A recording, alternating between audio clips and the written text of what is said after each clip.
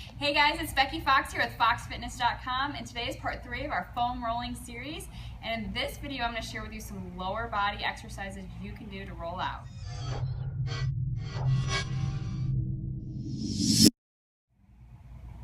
Alright, the first one I'm going to show you is for your quads. So what we're going to do is actually come onto our hands and knees, and we're going to take one leg back. You're going to put this right above your knee on your quad muscle. So not on your knee, but right above it. You do want to be careful of rolling over your joints, especially with a more firm roller. It can be painful, it's not really good. So stick with those muscles and stay away from those joints. We're going to come down into a plank position. And from here, just like we did on our back, we're just going to start rolling up our leg. So you can roll up, nice and slow, and then you can roll back down. Now again, same thing before, you're going to want to find those spots that are tight and probably give those a little extra love. So you may spend a little more time on just a certain area of your leg. So for me, right about there is where I feel tight, so I'm going to hold it there. You can wiggle your leg around a little bit, kind of go back and forth over that tight area. Now your quad is a large muscle and it has 4 parts. So what we want to do is make sure that we're getting all those different angles, all those different areas of the muscle. So right now I'm rolling straight, but what you can also do is rotate out a little bit so that you can get more of the outside of your quad. And same thing with the inside, so you can also angle in a little bit. So rather than being on the top of my quad, I'm on the side, and you just roll there. So you want to be able to get all those different angles of your quads, because some of these areas of your quads, they don't stretch very well when you do a typical stretch. So this is really the only way that you can give it a good stretch. So again, just rolling up and down, finding those tight spots. You can roll right up into your hip. So again, hips tend to be a very tight area. So I go all the way up to that hip bone and then roll back down. So that's a great way to do the quads. Now we do want to flip over and get those hamstrings. So you can also flip over, same thing, we're going to put it right above the knee and get those hamstrings. Now with this you can do 2 legs.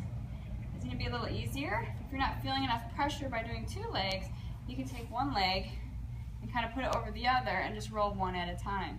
So this gets the back of the leg, that's your hamstring, and same thing, you're just rolling up and down, seeing if there's any tight areas, giving a little more extra attention to those.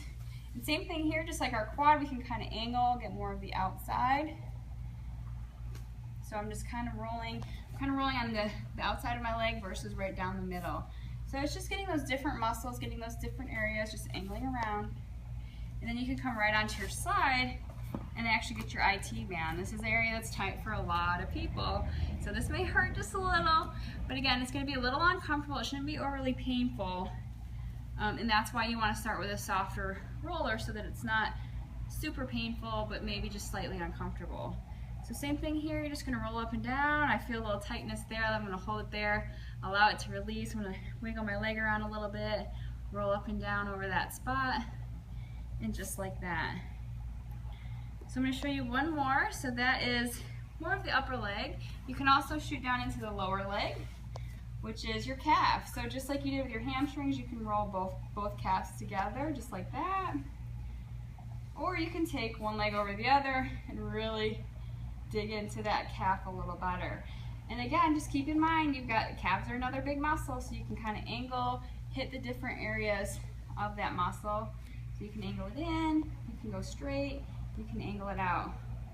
Again, calves tend to be an area that tend to be pretty tight, especially if you wear heels and things like that a lot. So you really want to focus on this different area. Alright, one last thing is the bum. So what we're going to do is go ahead, we're going to have a seat right on that foam roller. And I just like to take this foot up on that knee and just kind of roll on that butt cheek. So here's the same thing. So once you kind of get the hang of it, you got it down, you're just rolling around, feeling those tight areas, angling slightly out, angling in a little bit, and then just like that. So you're going to want to make sure we've done one side, you're going to want to switch around, go to the other side. It just depends on how much time you have. You can spend a few minutes on each leg. If you're watching a good 45-minute long show, feel free to roll out that whole entire time. Rolling out, you can really do it as often as you would like. It's great to do a little routine of having a few minutes every day, especially on those areas that are really tight. So it's a good thing to get in the habit of doing. It's like taking stretching up another level to the next level and really getting into those muscles and stretching them out and getting rid of all those knots and things that are in there. So you're going to feel so much better, trust me. I know it's going to be a little awkward at first as you get used to it, but the more you do it, the better you'll feel and the more you'll want to do it and make it part of your routine. So thank you so much for watching this video. Hopefully you learned some new foam rolling exercises that you can incorporate into your routine. If you have any questions, please leave them below. I'd be happy to answer any of your foam rolling questions. Just leave a comment, and I look forward to seeing you in another video soon. Have a great day.